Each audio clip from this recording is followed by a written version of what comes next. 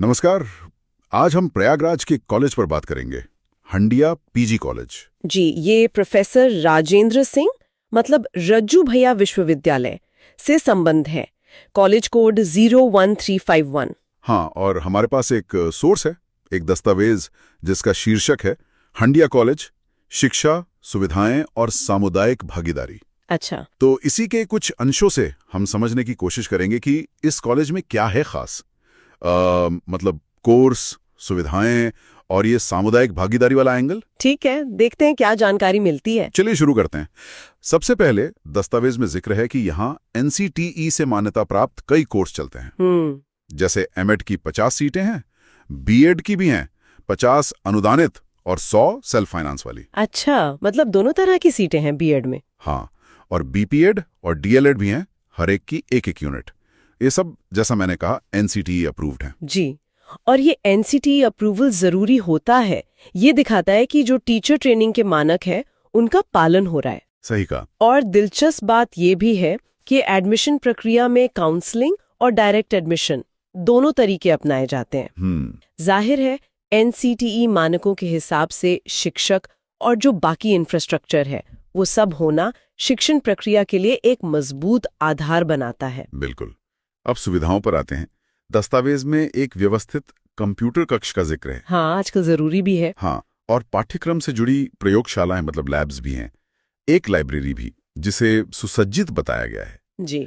और सभी सुविधाओं वाला एक ट्रेनिंग रूम, एक जिम्नेजियम हॉल और खेल का मैदान भी। अच्छा, खेल का मैदान भी है। हाँ, और लिखा है कि वहाँ साल भर एक्टिविटीज चलती रहती हैं। देखिए, ये सारी सुविधाएं अगर हम NCTE मानकों के चश्मे से देखें तो ये सब मिलकर सीखने सिखाने की प्रक्रिया को, जिसे हम पेडागोजी कहते हैं, उसको सपोर्ट करती हैं। हाँ, सही। एक बेहतर माहौल बनता है इससे। दस्तावेज भी शायद यही इशारा कर रहा है।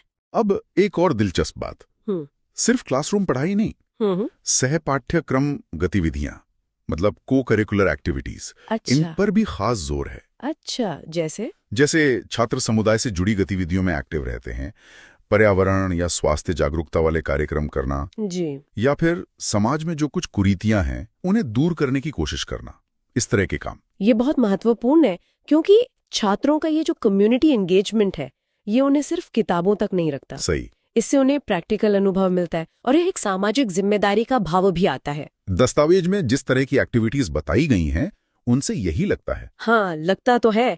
अच्छा, एक और पहलू है आर्थिक वाला। जी, फीस वगैरह का। हाँ, बताया गया है कि फीस जो है वो शासन के नियमों के अनुसार ही ली जाती है। ठीक है। और सभी छात्रों के लिए समाज कल्याण विभाग से स्कॉलरशिप और फीस वापसी की सुविधा उपलब्ध है।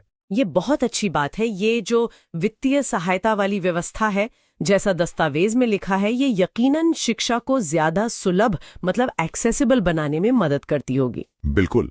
और कॉलेज में साल भर कुछ न कुछ चलता रहता है, सेमिनार, वर्कशॉप, सिंपोजियम वगैरह।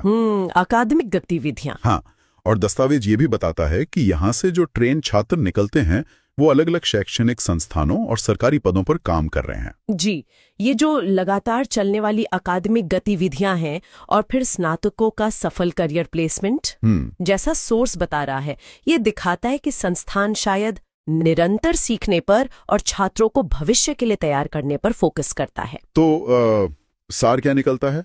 आज हमने हंडिया पीजी कॉलेज के बारे में जो जानकारी देखी जी, इस दस्तावेज के आधार पर जी, तो उसमें कई तरह के कोर्स हैं, खासकर टीचर ट्रेनिंग वाले। सुविधाएं भी ठीक ठाक बताई गई हैं। हाँ, को करिकुलर और कम्युनिटी एक्टिविटीज पर जोर है। छात्रों के लिए फाइनेंशियल हेल्प का सिस्टम है और प्लेसमेंट का भी जिक्र है। हाँ, और यहां से निकले छात्रों के करियर की बात भी है।